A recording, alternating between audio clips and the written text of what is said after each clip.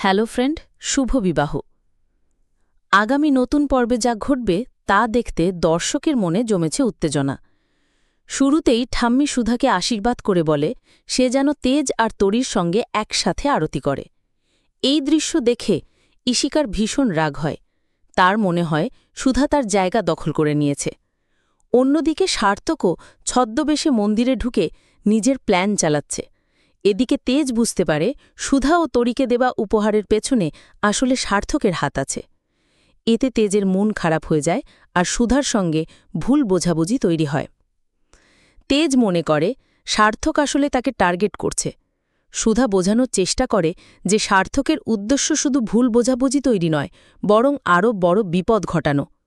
এদিকে পুজোর মিষ্টি চেখে বিচারকরা সবাই খুব খুশি হয় এবং বলে ফাইনাল রাউন্ডে আবারও আসবেন।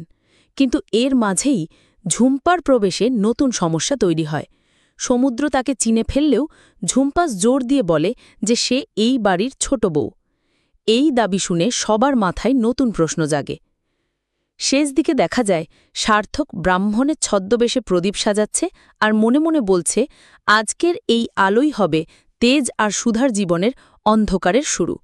এখানেই আজকের এপিসোড শেষ। পুরো গল্প জানতে চোখ রাখুন স্টার জলসায়।